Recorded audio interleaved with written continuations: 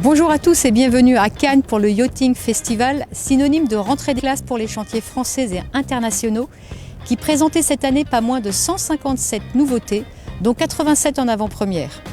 Au sommaire de ce JT, les immanquables de cette 39e édition, les nouveautés Jet 2017 et un ingénieux coupe-circuit sans fil.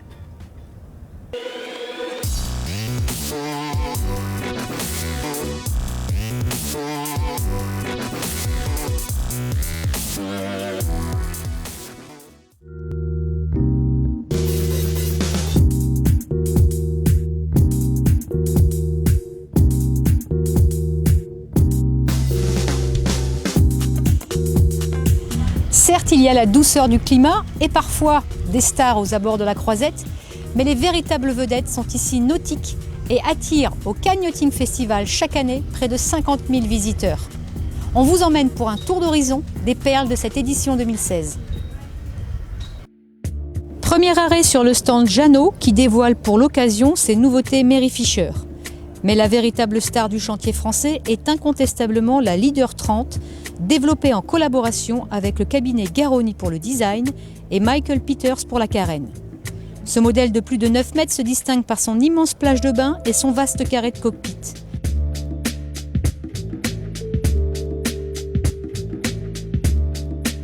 À l'intérieur, son habitacle lumineux recense 2 cabines et une salle d'eau, en phase avec son programme de croisière familiale.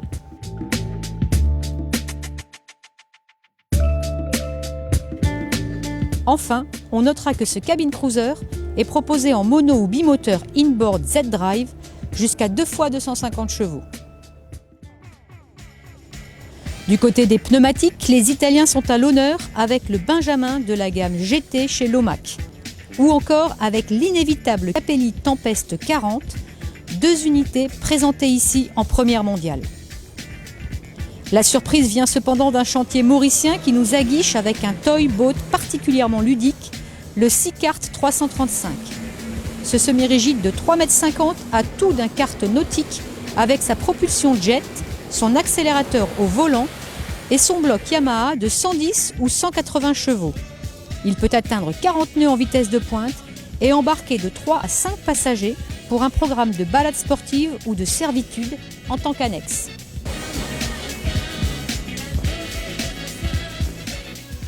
Les jolis jouets ne manquent pas à Cannes, que ce soit pour les amateurs de sportivité, avec notamment le nouvel Axopar de 24 pieds, ou pour les esthètes qui ont sans doute succombé aux lignes envoûtantes du Vageur 38S. Parmi les unités les plus étonnantes, le C29 entre Renabout conceptuel et œuvre d'art. Ce modèle d'origine allemande, long de presque 9 mètres, affiche des lignes extravagantes, singularisées entre autres par une plateforme qui déborde sur les flancs et par une étrave verticale fortement pincée.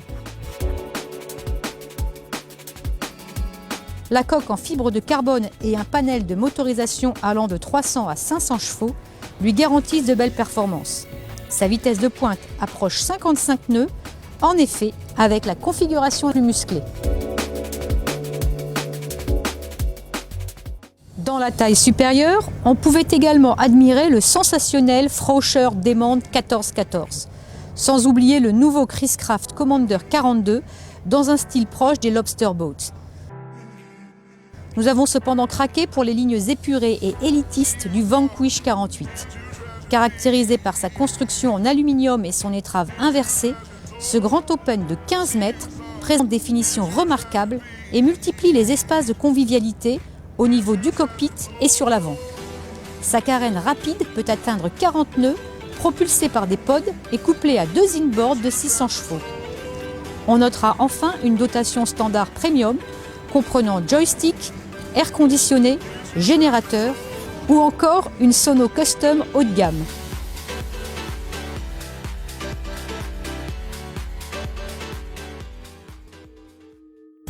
Un coup d'œil enfin sur les unités de croisière, parmi lesquelles figurent nombre de nouveautés, comme le Fiat 52, avec une ligne toujours aussi intemporelle, ou encore le Galéon 460 Fly, qui revendique 3 cabines fermées.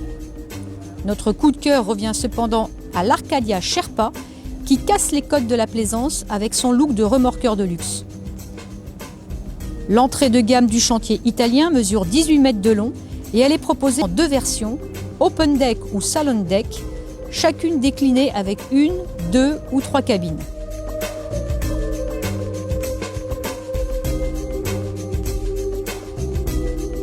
Principaux signes distinctifs, une surface de cockpit de 41 mètres carrés et la présence d'un garage de 7 mètres cubes, pouvant accueillir une annexe et un jet ski. Quant au Fly, sorte de sémaphore, il possède des vitres escamotables pour clore totalement l'espace.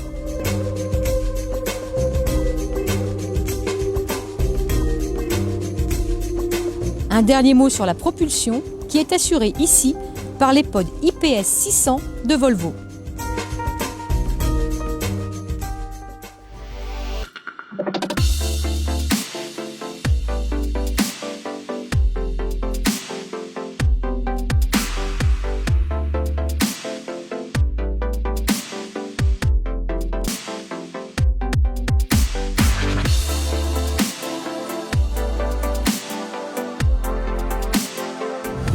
Des machines encore plus abordables et toujours plus fun. Voici la tendance pour les nouveautés Jet 2017, traditionnellement dévoilées pendant vos vacances d'été. On fait le point sur ce qui vous attend dès l'année prochaine. On débute avec Sea-Doo qui décline son entrée de gamme Spark dans une version encore plus ludique baptisée Tricks. Cible visée, les apprentis freestylers. Ce modèle propose ainsi un guidon réglable en hauteur pour une meilleure prise en main en fonction de votre style de conduite. Il se dote par ailleurs d'un correcteur d'assiette à capacité étendue qui permet d'ajuster mais surtout d'exagérer le cabrage de la machine. Cette fonction, associée à des cale-pieds sur l'arrière, facilite la réalisation de figures de style comme la chandelle. Pour le reste, cette motomarine biplace conserve l'architecture minimaliste et la version suralimentée du moteur Rotax 900 ACE de son prédécesseur. On retrouve également le système de frein et de marche arrière IBR ainsi qu'un panel de coloris acidulés. La riposte au Spark arrive enfin chez Yamaha. Elle prend la forme d'une nouvelle série dénommée EX, mettant l'accent sur l'agilité, la fiabilité, le fun et bien sûr le prix, avec un tarif annoncé très abordable, tarif qui sera communiqué lors du Nautique de Paris en décembre.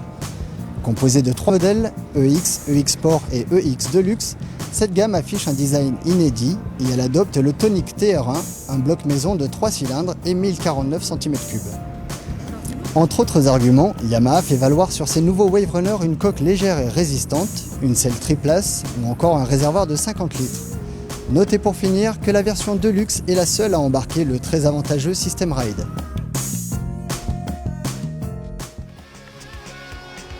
Dernier accord majeur, Kawasaki fait le pari du jet à bras et ressuscite pour 2017 son légendaire SXR, 5 ans après l'arrêt du modèle. Outre l'adoption d'un moteur 4 temps, le japonais filtre à ce jour les informations et livre un simple teaser de ce nouveau jet qui devrait être dévoilé courant octobre.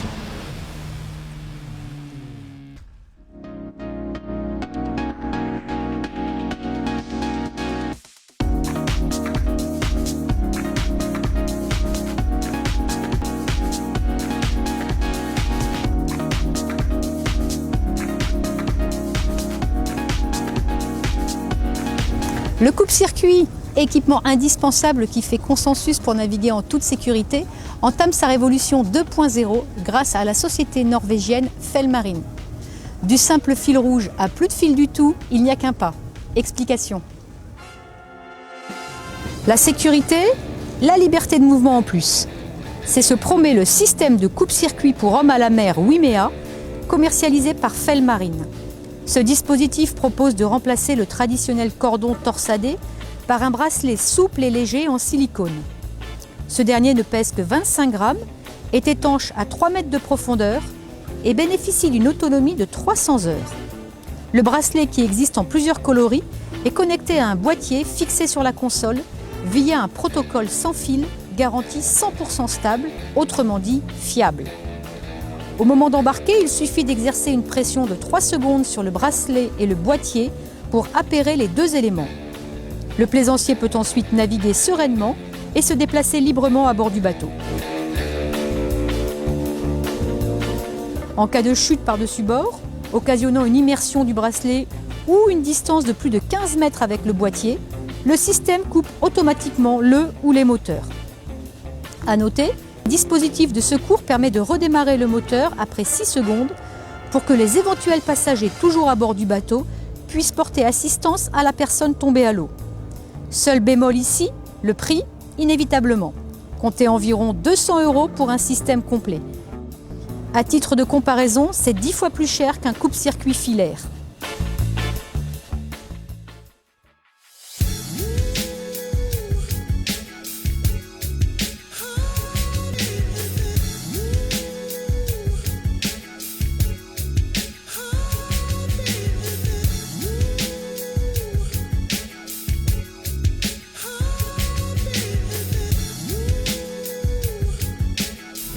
Pour nous, le Canyoting Festival, c'est déjà terminé.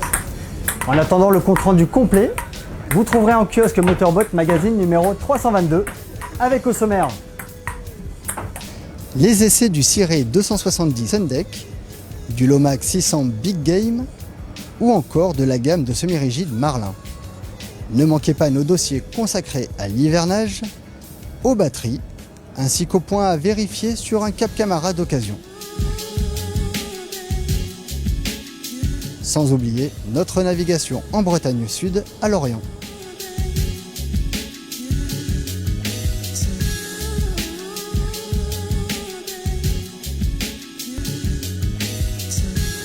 Merci de nous avoir suivis et à très bientôt pour un prochain JT.